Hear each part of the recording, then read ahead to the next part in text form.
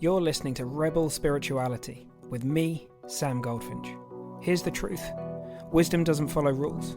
So each week we're going to explore what it means to wake up your way so you can live a more peaceful, creative and inspired life no matter your circumstances. It's time to blaze your unique path to truth. Hey my lovely friends, I'm really excited about today's topic.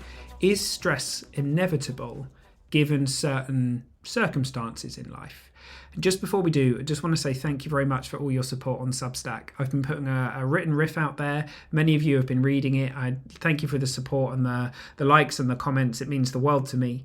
And, if anyone hasn't caught those writings yet, then please just hit the link in the show notes and you'll go straight through to Substack and you'll get to read those. And thank you for the support.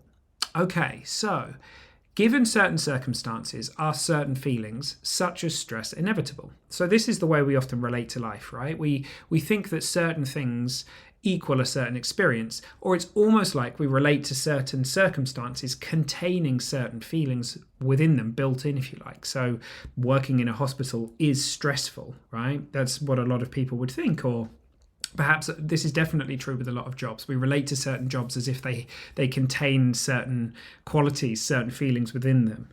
Tiredness, we often think that the physiological experience of being tired, that causes grumpiness, or it leads people to be in a low mood or to not kind of feel good. So there's the physiological side of this.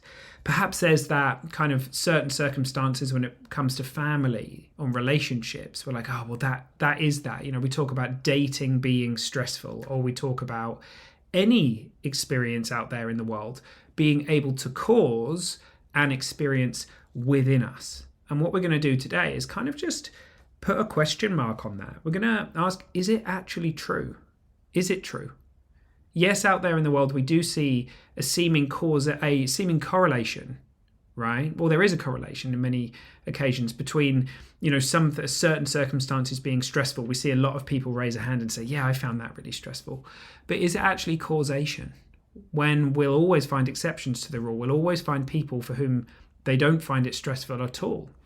They can find something, one person might find something very stressful, another person might be really lit up and kind of inspired and excited by that. So this is just kind of something to hear for now. There's nothing to do with this, but it's an interesting thing to ponder. So I was at a conference last week with run by my lovely friend Deb, who is going to be on the podcast soon, if she hasn't been already. And she said at some point, it's not inevitable that we're going to feel certain things. We relate to life as if it is. And I really liked how Deb put that. And I don't think I'd really ever heard it put in that way before. But yeah, we often think, don't we, that this family meeting, it's inevitable that I'm going to feel that. Or the job interview, it's inevitable that I'm going to feel stressed out, or whatever it might be. But it looks to me like it doesn't work like that. It's an innocent misunderstanding as to where our experience is coming from. And when we lose sight of where it comes from, which is the incredible special effects department that we all have, that life is working from the inside out, our experience is coming from deep within our being and pouring into existence in every single moment. When we lose sight of that, it really looks to us as if the world out there is causing our experience. And there is, of course, stuff happening, and we have senses. And all of this data is pouring into our senses in every moment. But we're creating our experience of the world within. We're not feeling the world in that sense. We're feeling our internally generated perceptual world. And when we know that, in my experience, something different can appear. So when we come to realize that, it's not inevitable that when I go into that circumstance, I will have those feelings. We're not carrying that story around with us, and who knows what will show up. And it's not that there's never wisdom in listening to the feedback in the system. So perhaps we are in a job where we're getting continual feelings of stress or annoyance or whatever it might be. It's not that those things are to be ignored, right? Maybe there's something really powerful in there for us to come to see. But the way we come to that wisdom is in filtering through, like seeing through where our experience is coming from and coming to realize that, it doesn't have to be like that. And I don't really know exactly how it happens. Like, I can take guesses, and we talk about it a lot here. But there's something powerful that starts to happen as we start to insightfully understand how it is that we work. And if we have believed for years and years and years that tiredness, for example, equals grumpiness, well, we filter for what we believe to be true. You know what Leonard Orr said, what the thinker thinks, the prover proves. It's such a great quote. And we filter for evidence of that. But what if it isn't true? I remember the first time I heard someone calling it into question that tiredness or a certain neurological experience or whatever equals something. And when they realized, oh, that's just made up, that's actually not true. Like, tiredness isn't the cause of our experience. Our experience is spiritual, it's formless, it precedes our bodies, it precedes the world of form. We are formless beings, and consciousness, pure being, is lighting up the world of form. And because of that, it means that we're not victims of the world of form. So sure, we may have some discomfort in our system, but it doesn't necessarily mean that we're going to have a bad time. Think about the times where you've been tired and you've not been feeling great, and then you get some great news and suddenly you're in a different experience, right? Because the special effects department, the power of thought is the most powerful thing going. There are people who are in real physical pain who have a deep sense of peace.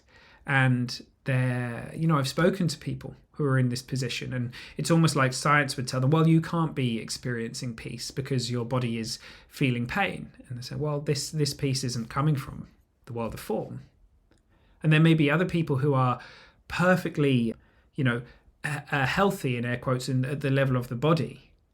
And yet they're kind of innocently caught up on a story, and the power of thought is it's so powerful that when we don't see where it's coming from, we might feel really dysregulated or very activated, even though there's nothing wrong necessarily physically. So this is just something to put out there, just something to hear. What if it doesn't work the way we think it works? What if stress isn't actually inevitable? What if stress is coming from thought? What if everything is coming from this power? What if it's actually working differently to how it looks?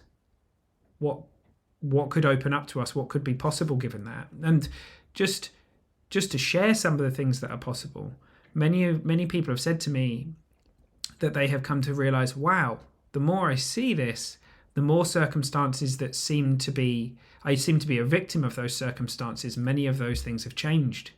And some of those circumstances, I've just realized the wisdom in me and I need to leave them. And in others, it's like something that had been very stressful or really difficult or very challenging. It changes in front of their very eyes, and suddenly it's not like that anymore. They suddenly find themselves enjoying something peaceful or feeling experiences of love or connection in situations that had previously been stressful and really activating and difficult. So who knows what happens? Who knows what could happen?